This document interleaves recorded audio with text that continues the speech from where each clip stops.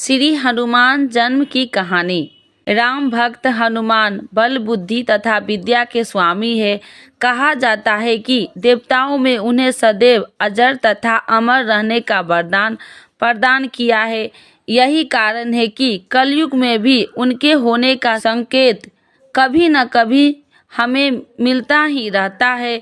इनकी आराधना भगवान शिव के रुद्र अवतार के रूप में की जाती है।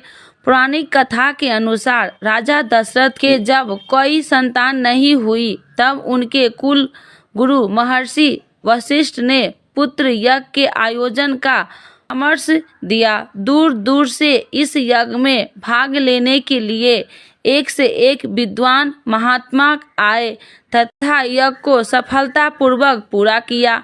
यज्ञ की समाप्ति के बाद उसी कुंड में अग्नि से देव अपने हाथ में प्रसाद रूपी खीर को लेकर प्रकट हुए और प्रसाद को राजा की तीनों रानियां रानी कौशल्या, सुमित्रा तथा कैकेयी को बांट दिया तथा रानी कैकेयी ने तो अपना अपना भाग खा लिया, किंतु जैसे ही सुमित्रा ने अपने हिस्से का प्रसाद उठाया तभी अचानक आकाश से गरुड़ पक्षी आया और उस प्रसाद को अपनी चोंच में दबाकर पुनः आकाश की ओर उड़ गया।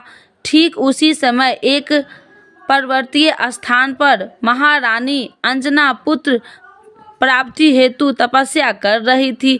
वह प्रसाद गरुड़ से छूटकर उनकी गोद में आ गिरा। अंजना को लगा कि यह उनकी तपस्या का फल है। उन्होंने उस प्रसाद को ईश्वर का आशीर्वाद समझकर उसे खा लिया, जिससे उन्हें हनुमान जी पुत्र रूप में प्राप्त हुए। उधर सुमित्रा को निराश देखकर रानी कौशल्या तथा कैकेयी ने रानी सुमित्रा को अपने प्रसाद में से थोड़ा थोड़ा भाग दिया। इसी कारण रानी सुमित्रा को दो जुड़वा संतान के रूप में लक्ष्मण तथा शत्रुघ्न पैदा हुए। साथ ही राजा दशरथ की रानी कौशल्या को श्री राम तथा कैकेयी के भरत पुत्र रूप में प्राप्त हुए। एक अन्य कथा हमें बताती है कि देवताओं के राजा इंद्र ने स्वर्ग लोक में बहुत सी अप्सराएं रहा करती थी।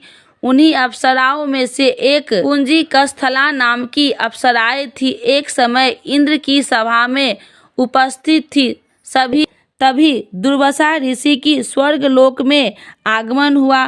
देवराज इंद्र तथा ऋषि दुर्वासा के बीच बात चल रही थी कि अप्सरा पुंजी कस्थला अपने चंचल स्वभाव के कारण एक स्थान पर न रहकर इधर उधर आ जा रही थी। उसने दुर्वासा ऋषि को क्रोध में आ गया और अपने ध्यान से विघ्न पड़ने के कारण उन्होंने पुंजिका स्थला को वानरी के जाने को श्राप दिया। ऐसा सुनते ही वह रोने लगी तथा क्षमा याचना करने लगी।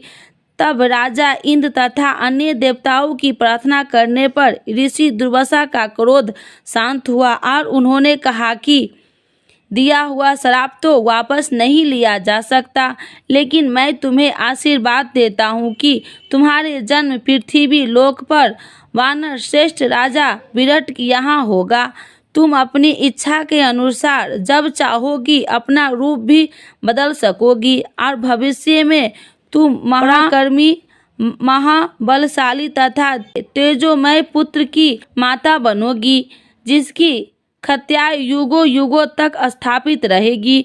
वह भगवान श्री हरि विष्णु के अवतार मर्यादा पुरुषोत्तम श्री राम के अत्यंत भक्त तथा सेवक होगा। श्री राम जीवन की उसकी बहुत बड़ी भूमिका होगी तथा वह उनके कई कार्यों में सिद्ध होगा। उसी श्राप के परिणाम स्वरूप पुंजी कस्थला का जन्म मृत्यु लोक में राजा विराट के यहाँ पत्नी के गर्भ से हुआ था तथा उनका नाम अंजना रखा गया। अंजना जब विवाह योग्य हो गई तो राजा विराट ने वानर राज केसरी से उनका विवाह करा दिया, जिसके पश्चात श्री हनुमान जी का जन्म हुआ।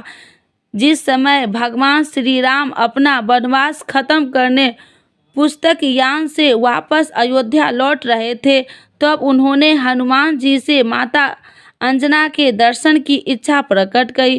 तब सभी माता अंजना के दर्शन को गए तथा श्री राम ने ऐसे तेजस्वी पुत्र को जन्म देने के लिए अंजना माँ की प्रशंसा की। इसी तरह एक कहानी और भी है।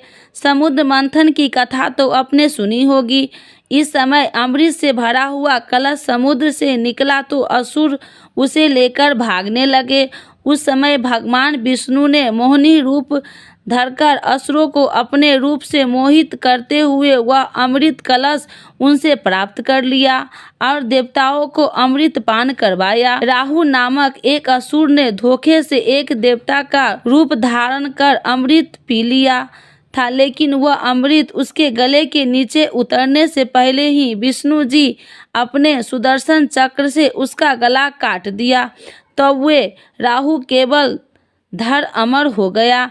कहते हैं कि श्री हरि विष्णु का वह रूप इतना सुंदर था कि भगवान शिव ने जब वह रूप देखा तो वे भी मोहित हो गए और उनका तेज संकलित हो गया। भगवान शिव ने उस तेज को संभाल पाना किसी भी वश में नहीं था। सभी देवता विचार करने लगे कि इस तेज का क्या किया जाए। तभी सभी देवताओं की सलाह मानकर विष्णु जी ने इस तेज को धारण करने की क्षमता प्रदान करते हुए तपस्या कर रही थी अंजना के गर्भ में स्थापित कर दिया, जिससे शिव जी के 11वें रुद्रावतार के रूप में महाबलशाली श्री हनुमान जी का जन्म हुआ।